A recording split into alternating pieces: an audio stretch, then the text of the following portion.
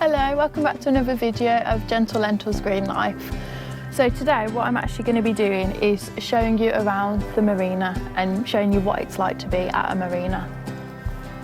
Let's go.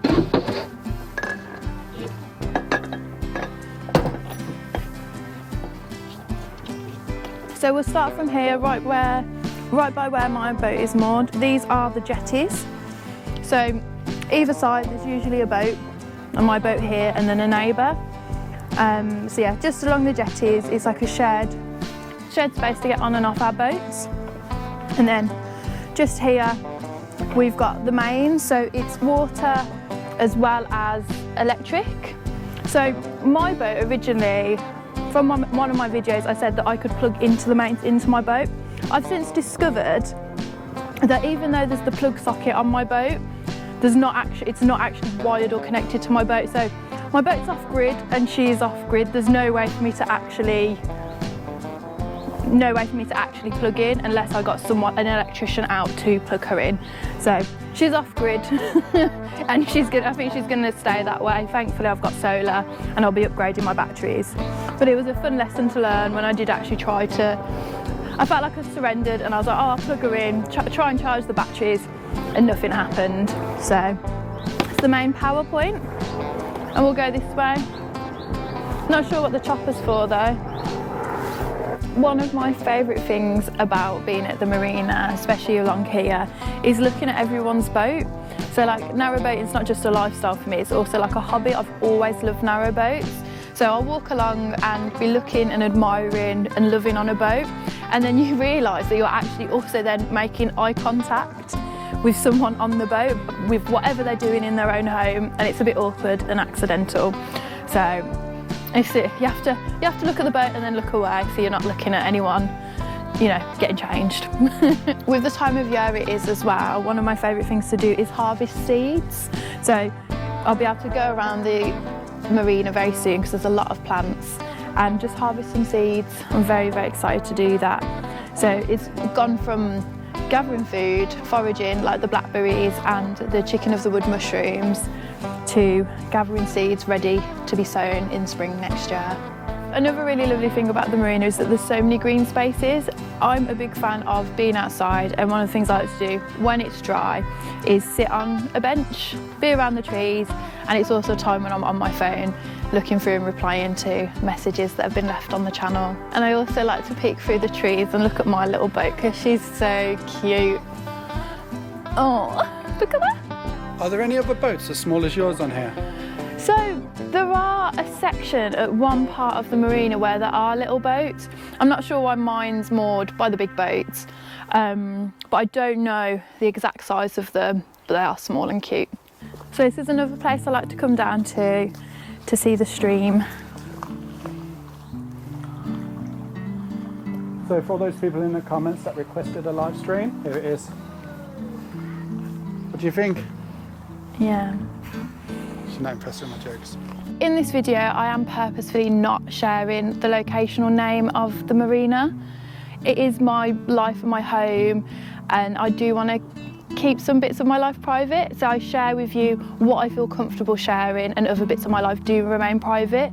It is also just to help keep me safe. So if you do recognise the marina, please don't share it. If I see you in person and you recognise me, you're welcome to say hello, but I just don't want anyone coming to find me and being in my private space. Yeah, it's just in the interest of safety. So Yeah. Thanks. If you recognise the marina, don't put it in the comments. Yeah, thank you. So if you look over there, you can see a row of small boats. I don't want to get up too close just because the people living on them also deserve their privacy.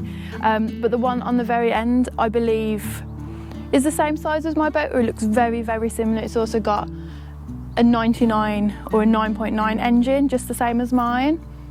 I'm hoping to meet that person so I can talk about tiny boat stuff with them. I thought she wanted to race them. I'm not competitive, but I would love to. If it's your boat and you're here too, please come talk to me. I'd love to know all about your tiny boat and know what you do with it and how you live on it as well. You just ask for privacy. Yeah, but if you come find me, if you live on that boat, Yeah. This is how you enter and leave the marina onto the canals. It's really, really lovely. So, although it's been raining, I'm going to take a chance and sit down. So this space here is one of my favourite places to sit in the marina, especially in the evening or on a busy weekend when people are coming and going. It's just nice to watch the world go by.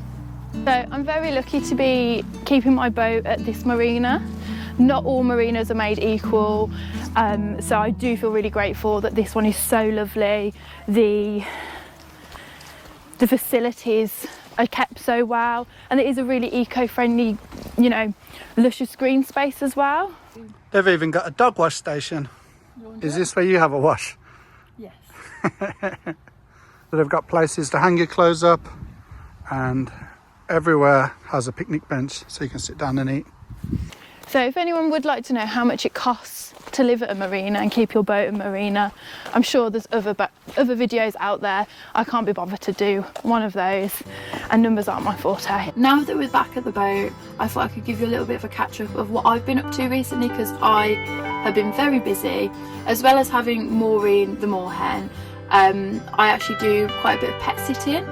And recently I helped out with a really lovely foundation called Heidi's Courageous Cat Foundation, and it is a really lovely charity that helps with disabled animals, and I spent the day with them looking after the cats, and it was so fun and really eye-opening as well to see what amazing things people do to help animals. So I'll put in a few videos of that because there was a blackbird there as well that absolutely terrorised me, and he was actually hand reared from like a couple of days old, and it was just really, really awesome. With all the animals that I look after as well, I also dabbled in a bit of animal rescue unintentionally. So I actually was driving down a road and there was a mother duck, and there's about 8 babies, and she was just standing in the road. And you know, if you've seen a mother duck with her ducklings, she wants to get those babies to safety, but she was standing in the road, so I knew there wasn't something right. And I got out the car, got out the car, and she eventually did move to the side onto a grass verge, but she was still looking around, and I could hear a duckling quacking.